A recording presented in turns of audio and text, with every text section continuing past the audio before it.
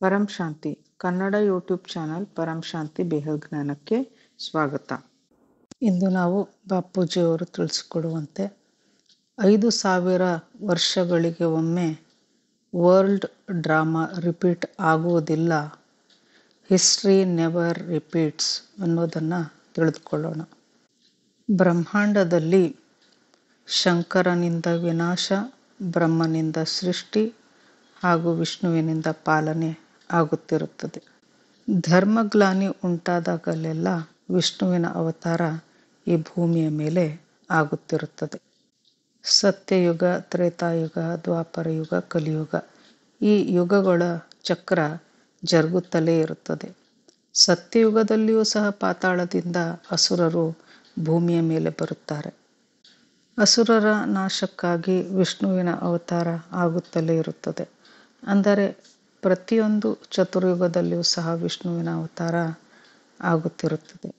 ಆದರೆ ಯಾವುದೇ ಚತುರ್ಯುಗವು ಎಕ್ಸಾಕ್ಟ್ ಆಗಿ ಒಂದೇ ರೀತಿ ಇರುವುದೇ ಇಲ್ಲ. ಅಂದರೆ ಯಥಾಸ್ಥಿತಿ ಈ ಯುಗದಲ್ಲಿ ಏನು ನಡೆಯಿತೋ ಅದು ಮತ್ತೆ ಪುನಃ ರಿಪೀಟ್ ಆಗುವುದಿಲ್ಲ. BKಯಲ್ಲಿ ಮಾತ್ರ, ಅಂದರೆ ಬ್ರಹ್ಮಕುಮಾರಿಯವರು ಮಾತ್ರ 5,000 ವರ್ಷಗಳಿಗೊಮ್ಮೆ ಯುಗ ಬದಲಾಗುತ್ತಿರುತ್ತದೆ ಮತ್ತು ಪ್ರತಿಯೊಂದು ರಿಪೀಟ್ ಆಗುತ್ತಿರುತ್ತದೆ, ಯಥಾಸ್ಥಿತಿ ನಡೆಯುತ್ತಿರುತ್ತದೆ ಎಂದು BKಯವರು ಮಾತ್ರ ಹೇಳುತ್ತಿರುತ್ತಾರೆ. ಆದರೆ ಇದು ಎಂದಿಗೂ ಸಹ ಒಂದೇ ರೀತಿಯ ಯುಗ ನಡೆಯುವುದೇ ಇಲ್ಲ. ಇದು ಬಹಳ ತಪ್ಪು ಕಲ್ಪನೆಯಾಗಿದೆ. ಇದು ಹೇಗೆ ಅನ್ನುವುದನ್ನು ತಿಳಿದುಕೊಳ್ಳೋಣ. ಕಲಿಯುಗದ ಅಂತ್ಯದಲ್ಲಿ ಶಂಕರನ ಮೂಲಕ ವಿನಾಶ ಆಗುತ್ತದೆ. ಅಗ್ನಿಯ ಮೂಲಕ, ಜಲಪ್ರಳಯದ ಮೂಲಕ, ಭೂಕಂಪಗಳ ಮೂಲಕ. ಹೀಗೆ ಕಲಿಯುಗದ ಅಂತ್ಯದಲ್ಲಿ ಪ್ರಕೃತಿಯ 5 ತತ್ವಗಳು, ಪಂಚಭೂತಗಳು ಅತ್ಯಂತ ತಮೋ ಪ್ರಧಾನತೆಯಿಂದ ಕೂಡಿದ್ದು ಎಲ್ಲವೂ ವಿನಾಶ ಹೊಂದುತ್ತದೆ. ಇಂತಹ ಸಂದರ್ಭದಲ್ಲಿ ಹೆಚ್ಚೆಚ್ಚು ಎಂದರೆ 1,000 ಆತ್ಮರು ಮಾತ್ರ ಬದುಕುಳಿಯುತ್ತಾರೆ. ಈ ಆತ್ಮರು ಪ್ರಕೃತಿಯ ಪ್ರಕೋಪವನ್ನು ಕಂಡು ಭಗವಂತನನ್ನು ನೆನೆದುಕೊಳ್ಳುತ್ತಾರೆ. ಆಗ ಅವರನ್ನು ಭಗವಂತ ಬೀಜ ರೂಪದಲ್ಲಿ ಅವರನ್ನು ಬದುಕಿಸುತ್ತಾನೆ. ವಿಷ್ಣುವು ಹಡಗಿನಲ್ಲಿ ಕುಳಿತುಕೊಂಡು ಬಂದು ಬೀಜರೂಪ ಆತ್ಮವನ್ನು ಬದುಕಿಸುತ್ತಾನೆ ಮತ್ತು ಅದರಿಂದಲೇ ಪುನಃ ಪ್ರಕೃತಿ ಮತ್ತೆ ಸೃಷ್ಟಿಯಾಗುತ್ತದೆ. ಮತ್ತೆ ಸತ್ಯಯುಗ ನಡೆಯುತ್ತದೆ. ಅದರಲ್ಲಿ ಜನಸಂಖ್ಯೆ ಬಹಳ ಕಡಿಮೆ ಇರುತ್ತದೆ. ಸತ್ಯಯುಗ, ತ್ರೇತಾಯುಗ, ದ್ವಾಪರ, ಕಲಿಯುಗ ಈ 4 ಯುಗಗಳು ನಡೆಯುವಾಗ ಇಲ್ಲಿ ಇದ್ದಂತಹ 84 ಜೀವರಾಶಿ ಆತ್ಮರೆಲ್ಲರೂ, ಅಂದರೆ ಪಶು, ಪಕ್ಷಿ, ಪ್ರಾಣಿ, ಮನುಷ್ಯ ಆತ್ಮ ಈ ಎಲ್ಲ ಆತ್ಮರು ಸೂಕ್ಷ್ಮದಲ್ಲಿ ಹೋಗುತ್ತಾರೆ. ಸತ್ಯಯುಗ ನಡೆಯುವಾಗ ಈ ಸೂಕ್ಷ್ಮದಲ್ಲಿ ಇರುವಂತಹ ಆತ್ಮರಲ್ಲಿ ಸ್ವಲ್ಪ ತಮೋಪ್ರಧಾನತೆ ಇದ್ದಾಗ್ಯೂ ಕೂಡ ಸತ್ಯಯುಗದ ವಾತಾವರಣ, ಅಲ್ಲಿಯ ವಾಯುಮಂಡಲ ಸತೋಪ್ರಧಾನವಾಗಿರುವುದರಿಂದ ಆ ಎಲ್ಲ ಆತ್ಮರಲ್ಲಿರುವಂತಹ ತಮೋಪ್ರಧಾನತೆಯು ಹೋಗಿ ಎಲ್ಲರೂ ಸತೋಪ್ರಧಾನತೆಗೆ ಬರುತ್ತಾರೆ. ಸತ್ಯಯುಗದ ಆರಂಭದ 5,000 ವರ್ಷಗಳಲ್ಲಿ ವಾಯುಮಂಡಲವು ಸಂಪೂರ್ಣವಾಗಿ ಸತೋಪ್ರಧಾನತೆಯಿಂದ ಕೂಡಿರುತ್ತದೆ. ಅಂದರೆ ಸ್ವಲ್ಪವೂ ಕೂಡ ನೆಗೆಟಿವಿಟಿ ಇರುವುದಿಲ್ಲ. ಎಲ್ಲವೂ ಸಾತ್ವಿಕವಾಗಿರುತ್ತದೆ, ಪಾಸಿಟಿವ್ ಆಗಿರುತ್ತದೆ. ಸತ್ಯಯುಗದ ಅಂತ್ಯದಲ್ಲಿ ಅಸುರರು ಭೂಮಿಯ ಮೇಲೆ ಬರುತ್ತಾರೆ. ಆಗ ಸ್ವಲ್ಪ ಸ್ವಲ್ಪವೇ ನೆಗೆಟಿವಿಟಿ ಆರಂಭವಾಗುತ್ತದೆ. ಆಗ ಪುನಃ ವಿಷ್ಣುವಿನ ಅವತಾರಗಳು ಆಗುತ್ತಿರುತ್ತವೆ. ಅಂದರೆ ಪ್ರತಿ ಯುಗದಲ್ಲಿಯೂ ವಿಷ್ಣುವಿನ ಅವತಾರ ಒಂದೇ ರೀತಿ ಆಗುವುದಿಲ್ಲ. ಪ್ರತಿ ಬಾರಿಯೂ ಬದಲಾಗುತ್ತಾ ಹೋಗುತ್ತದೆ. ಅಧರ್ಮದ ಹಾಗೂ ಪಾಪಿಗಳ ವಿನಾಶ ಮಾಡುವುದೇ ವಿಷ್ಣುವಿನ ಕೆಲಸವಾಗಿದೆ. ವಿಷ್ಣುವು ಸಂಪೂರ್ಣ ಬ್ರಹ್ಮಾಂಡದ ಪಾಲನೆಯ ಹೊಣೆಯನ್ನು ಹೊತ್ತಿರುತ್ತಾನೆ. ಭೂಲೋಕ, ಭುವರ್ಲೋಕ, ಸ್ವರ್ಗಲೋಕದಲ್ಲಿಯೂ ಸಹ ಪಾಪಿಗಳ ಸಂಖ್ಯೆ, ಅಧರ್ಮಿಗಳ ಸಂಖ್ಯೆ ಹೆಚ್ಚಾದಾಗ ಕಲ್ಪ ಪ್ರಳಯದಲ್ಲಿ ವಿಷ್ಣುವು ಸೂರ್ಯನಲ್ಲಿ ಪ್ರವೇಶ ಮಾಡಿ 3 ಲೋಕಗಳು ಭಸ್ಮವಾಗಿ ಹೋಗುತ್ತವೆ. ಹಾಗಾದರೆ ಆ ಆತ್ಮರೆಲ್ಲ ಎಲ್ಲಿ ಹೋಗುತ್ತಾರೆ? ಆ ಎಲ್ಲ ಆತ್ಮರು ಪರಮ ಅಗ್ನಿಯಲ್ಲಿ ಸೇರಿಕೊಂಡು ನಿರಾಕಾರಿಗೆ ಬರುತ್ತಾರೆ. ಆತ್ಮಗಳು ಪರಮ ಅಗ್ನಿ ಅಥವಾ ಪರಮ ಆಕಾಶ ಅಥವಾ ಪರಮ ಪ್ರಕಾಶದಿಂದ ಆಗಿದ್ದಂತಹ ಆತ್ಮವಾಗಿದ್ದರೆ ಪರಮ ತತ್ವದಲ್ಲಿ ಸೇರಿ ಆತ್ಮಗಳು ನಿರಾಕಾರಿಯಾಗಿ ಬಿಡುತ್ತವೆ. ಆತ್ಮಗಳು ನಿರಾಕಾರಿಯಾಗಿ ವಾಯುಮಂಡಲದಲ್ಲಿ, ಅಂದರೆ ಪಾತಾಳ ಲೋಕದಲ್ಲೇ ಇರಬಹುದು, ಭೂಲೋಕ ಎಲ್ಲಿಯೂ ಸಹ ನಿರಾಕಾರಿ ರೂಪದಲ್ಲಿ ಇರಬಲ್ಲರು. ಅಥವಾ ಮೇಲಿನ ಮಹಾಲೋಕಕ್ಕೂ ಸಹ ನಿರಾಕಾರಿ ರೂಪದಲ್ಲಿ ಆತ್ಮಗಳು ಹೋಗಬಲ್ಲರು. ಆತ್ಮಗಳು ಭುವರ್ಲೋಕ, ಸ್ವರ್ಗಲೋಕ, ಮಹರ್ಲೋಕ, ಜನಲೋಕ, ತಪಲೋಕ, ನಿರಾಕಾರಿಯಾಗಿ ಪರಂಧಾಮಕ್ಕೂ ಸಹ ಹೋಗಬಲ್ಲರು. ಕೆಲವೊಮ್ಮೆ ಬೇರೆ ಬ್ರಹ್ಮಾಂಡದಿಂದ ಬಂದಂತಹ ಆತ್ಮರಾಗಿದ್ದರೆ ಅವರೆಲ್ಲ ಇನ್ನು ಮೇಲೆ ಹೊರಟು ಹೋಗುತ್ತಾರೆ. ಕೆಲವೊಮ್ಮೆ ಅಸುರರೂ ಸಹ ಬಹಳ ಪವರ್ಫುಲ್ ಆಗಿದ್ದರೆ ಅವರು ಯೂನಿವರ್ಸ್ನಿಂದ, ಗ್ರೇಟ್ ಯೂನಿವರ್ಸ್ನಿಂದ ಬಂದಂಥವರಾಗಿದ್ದರೆ ಅವರು ಅಲ್ಲಿಗೆ ಹೋಗಿ ಬಿಡುತ್ತಾರೆ. ಏಕೆಂದರೆ ಆತ್ಮ ಪವರ್ಫುಲ್ ಆಗಿರುತ್ತದೆ. ಆತ್ಮಗಳು ಬಹಳ ಪವರ್ಫುಲ್ ಆಗಿದ್ದು ವಾಯುಮಂಡಲದ ಪ್ರಭಾವದಿಂದಾಗಿ ಅವುಗಳ ಮೇಲೆ ಅನೇಕ ಆವರಣಗಳು ಆವರಿಸುತ್ತಾ ಆತ್ಮಗಳು ಅಸುರರಾಗಿ ಬಿಡುತ್ತಾರೆ ಮತ್ತು ಒಂದು ಕಲಾದ ಬ್ರಹ್ಮಾಂಡಕ್ಕೆ ಬಂದು ಬಿಡುತ್ತಾರೆ. ಒಂದು ಕಲಾದ ಬ್ರಹ್ಮಾಂಡಕ್ಕೆ ಬಂದು ಅತಿ ದೊಡ್ಡ ಅಸುರರಾಗಿ ಉಪಟಳವನ್ನು ನಡೆಸುತ್ತಾರೆ. ಕಲ್ಪ ಪ್ರಳಯವಾದಾಗ ಅಗ್ನಿಯು ಅವರ ಸ್ಥೂಲ ಶರೀರ ಹಾಗೂ ಸೂಕ್ಷ್ಮ ಶರೀರವನ್ನು ಸಹ ಸುಟ್ಟು ಭಸ್ಮ ಮಾಡುತ್ತದೆ. ಆಗ ಆ ಆತ್ಮ ಬಹಳ ದುಃಖದಿಂದ ನಿರಾಕಾರಿಯಾಗಿ ಬಿಡುತ್ತವೆ. ನಿರಾಕಾರಿ ರೂಪಧಾರಣ ಮಾಡಿ ಮೇಲಿನ ಲೋಕಗಳಿಗೆ ಸಾಗುತ್ತವೆ. ನಂತರ ಮೇಲೆ ಹೋದಾಗ ತಾನು ಈ ಪರಂಧಾಮದ ಆತ್ಮವಲ್ಲ ಎಂದು ತಿಳಿದು ಬರುತ್ತದೆ.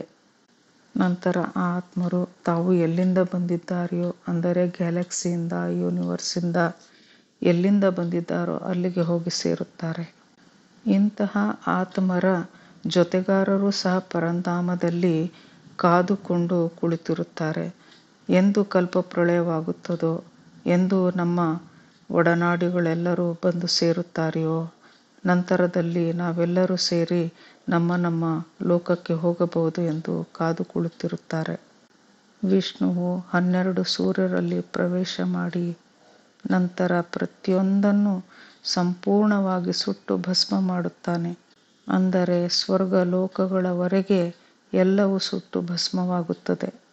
ಅತಿ ದೊಡ್ಡ ಅಸುರನ ಸಂಹಾರಕ್ಕಾಗಿ ವಿಷ್ಣುವು ಇಲ್ಲಿ ಬಂದು ಆ ಅಸುರನ ಸಂಹಾರವಾದಾಗ ಆ ಅಸುರ ನಿರಾಕಾರಿಯಾಗಿ ತಾನಿದ್ದಂತಹ ಲೋಕಕ್ಕೆ ಅಥವಾ ಗ್ರೇಟ್ ಯೂನಿವರ್ಸ್ ಆಗಲಿ, ಗ್ರೇಟ್ ಯೂನಿವರ್ಸ್ ಆಗಲಿ ಅಲ್ಲಿಗೆ ಹೋಗಿ ಸೇರುತ್ತದೆ. ಇಲ್ಲಿ ಕೇವಲ ಅಸುರರಷ್ಟೇ ಅಲ್ಲ, ಯಕ್ಷ, ಗಂಧರ್ವ, ಕಿನ್ನರ, ದೇವತೆ ಅಂತಹ ಒಳ್ಳೆಯ ಆತ್ಮರೆಲ್ಲರೂ ಬಂದು ಇಲ್ಲಿ ಸಿಲುಕಿಕೊಂಡಿದ್ದಾರೆ. ಕಲ್ಪ ಪ್ರಳಯವಾದಾಗ ಅಗ್ನಿ ತತ್ವದಿಂದಾಗಿ ಎಲ್ಲ ಆತ್ಮರ ಮೇಲಿರುವ ಆವರಣವು ಭಸ್ಮವಾಗುತ್ತದೆ. ಆ ಸಂದರ್ಭದಲ್ಲಿ ಆತ್ಮವು ಅಗ್ನಿಯಿಂದ ತಪ್ಪಿಸಿಕೊಳ್ಳಲು ಹೋಗಿ ನಿರಾಕಾರಿ ಸ್ಥಿತಿಗೆ ಬರುತ್ತದೆ. ಆಗ ಆತ್ಮ ಕೇವಲ ಪರಮ ತತ್ವದಲ್ಲಿ ಬರುತ್ತದೆ. ಆಗ ಅದಕ್ಕೆ ನಿಧಾನವಾಗಿ ಜ್ಞಾನವು ಉಂಟಾಗುತ್ತದೆ. ನಂತರ ಆತ್ಮ ಮೇಲಿನ ಲೋಕಗಳಿಗೆ ಹೊರಟು ಹೋಗುತ್ತದೆ. ಹೀಗೆ ಇಲ್ಲಿ ಬಂದಂತಹ ಆತ್ಮ ತಮ್ಮ ತಮ್ಮ ಲೋಕಗಳಿಗೆ ಹೋದಾಗ ಮತ್ತೆ ಈ ಯುಗ ಚಕ್ರ ರಿಪೀಟ್ ಆದಾಗ ಇದೇ ರೀತಿಯ ಕಥೆಗಳು ಮತ್ತೆ ಮುಂದುವರಿಯುವುದಿಲ್ಲ. ಅಂದರೆ ಪ್ರತಿಯೊಂದು ಯುಗದಲ್ಲಿಯೂ ಸಹ ಅನೇಕ ಪಾತ್ರಗಳು ಬರುತ್ತಿರುತ್ತವೆ. ಆದರೆ ಅವೆಲ್ಲವೂ ಬೇರೆ ಬೇರೆಯೇ ಆಗಿರುತ್ತವೆ. 10 ಕಲಾದ, 15 ಕಲಾದ, 20 ಕಲಾದ ರಾಕ್ಷಸರಿಗೆ ತಾವು ಇಲ್ಲಿಯವರಲ್ಲ ಎಂಬ ಅರಿವು ಉಂಟಾದಾಗ ಅವುಗಳು ತಮ್ಮ ತಮ್ಮ ಲೋಕವನ್ನು ಹೋಗಿ ಸೇರುತ್ತವೆ. ಅಂದ ಮೇಲೆ ಹಿಸ್ಟ್ರಿ ರಿಪೀಟ್ ಆಗಲು ಹೇಗೆ ಸಾಧ್ಯ? ಅಂತ್ಯದಲ್ಲಿ ಅವುಗಳಿಗೆ ಜ್ಞಾನ ಬರುತ್ತದೆ, ಅಂದರೆ ಸ್ಮೃತಿಯು ತೆರೆದುಕೊಳ್ಳುತ್ತದೆ. ನಾವು ಇಲ್ಲಿಗೆ ಬಂದು ನಮ್ಮ ಮೇಲೆ ಅನೇಕ ಆವರಣಗಳು ಆವರಿಸಿ ನಾವು ಅಸುರರಾಗಿ ಪಾತಾಳ ಲೋಕದವರೆಗೂ ಬಂದೆವು ಎಂಬ ಅರಿವು ಉಂಟಾಗಿ ನಂತರ ಇಲ್ಲಿಂದ ಅವು ತಮ್ಮ ಲೋಕಕ್ಕೆ ಹೋಗಿ ಸೇರುತ್ತವೆ. ದೊಡ್ಡ ಅಸುರರು ಹೋದಾಗ ಕೆಲವು ಚಿಕ್ಕ ಅಸುರರು ಉಳಿದುಕೊಳ್ಳಬಹುದು. ಆಗ ವಿಷ್ಣು ಮತ್ತೆ ಅವತಾರಗಳನ್ನು ತಳೆದು ಬರುತ್ತಾನೆ. ಇಲ್ಲಿ ಅವತಾರಗಳು ಸಹ ಬದಲಾಗುತ್ತಾ ಹೋಗುತ್ತವೆ ಹೊರತು ಒಂದೇ ರೀತಿಯ ಅವತಾರಗಳು ಎಲ್ಲ ಯುಗದಲ್ಲಿ ಆಗುವುದೇ ಇಲ್ಲ. ಅಂದರೆ ಡ್ರಾಮಾ ರಿಪೀಟ್ ಆಗುವುದೇ ಇಲ್ಲ. ಅರ್ಧ ಪ್ರಳಯದಲ್ಲಿ, ಕಲ್ಪ ಪ್ರಳಯದಲ್ಲಂತೂ ಬಹಳಷ್ಟು ಆತ್ಮರು ಇಲ್ಲಿಂದ ಹೊರಟು ಹೋಗುತ್ತಾರೆ. ಮನ್ವಂತರವಾದಾಗ ಇಲ್ಲಿ ಯಾವ ಮನುಷ್ಯ ಪ್ರಾಣಿಯೂ ಸಹ ಉಳಿದುಕೊಳ್ಳುವುದಿಲ್ಲ. ಮನ್ವಂತರದಲ್ಲಿ ಹೊಸ ಸೃಷ್ಟಿಯೂ ಆರಂಭವಾಗುತ್ತದೆ. ಹೀಗಾಗಿ ಒಂದೇ ರೀತಿಯ ಮನ್ವಂತರಗಳು ಆಗುವುದಿಲ್ಲ ಮತ್ತು ಒಂದೇ ರೀತಿಯ 4 ಯುಗಗಳು ಸಹ ಜರುಗುವುದಿಲ್ಲ.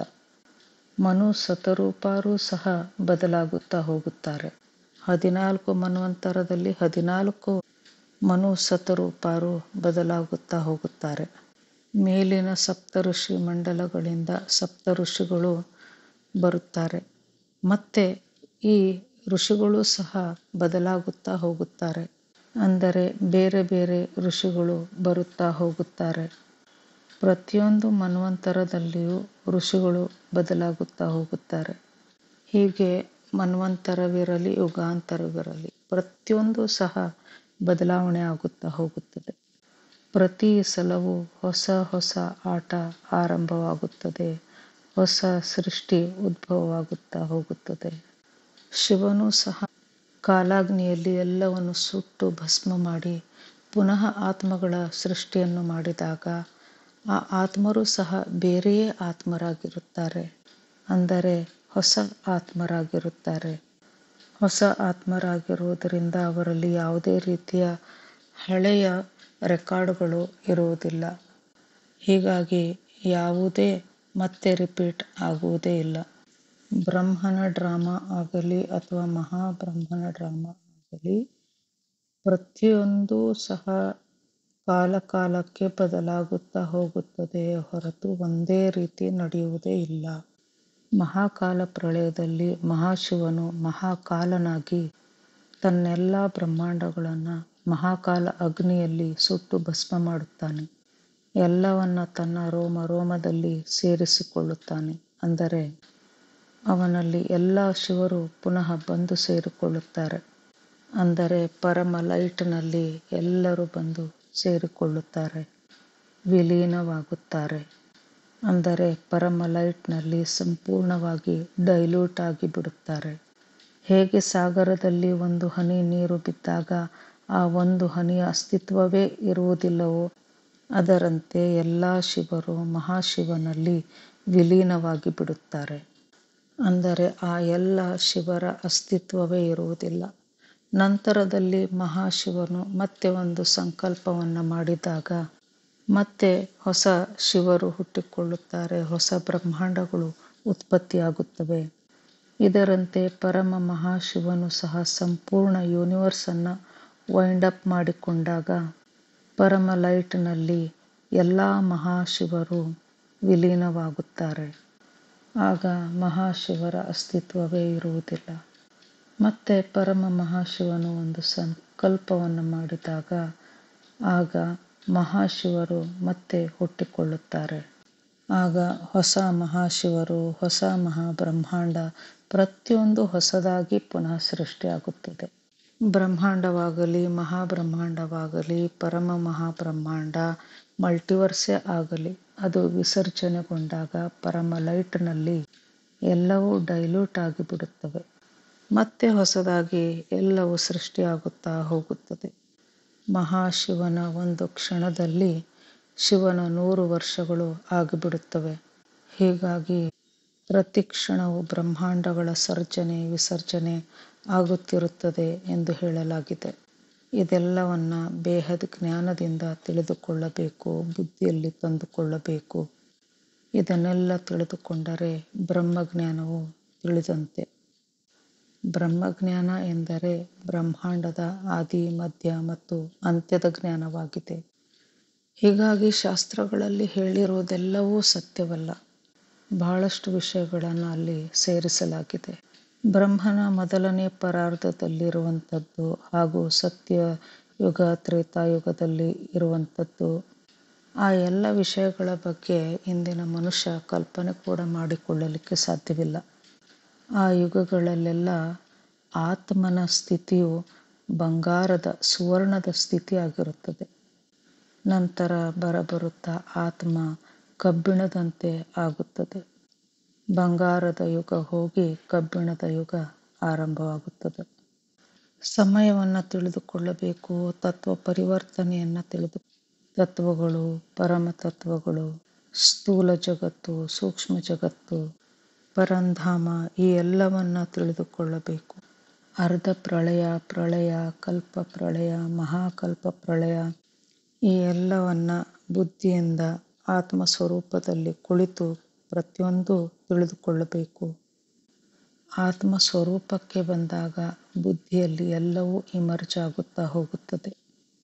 ಹೀಗಾಗಿ ಜ್ಞಾನವನ್ನು ಜೀವನದಲ್ಲಿ ಧಾರಣೆ ಮಾಡಿ ಜ್ಞಾನ ಸ್ವರೂಪರಾಗಿರಿ, ಆಗ ಎಲ್ಲವೂ ತಿಳಿದು ಬರುತ್ತದೆ ಎನ್ನುತ್ತಾರೆ ಬಾಪೂಜಿಯವರು. ಪರಂ ಶಾಂತಿ, ಬೇಹದ್ ಕಿ ಪರಂ ಶಾಂತಿ. ಬೇಹದ್ ಕಿ ಪರಮ ಶಾಂತಿ ಸೋಚೋ, ಬೋಲೋ ಪರಂ ಶಾಂತಿ.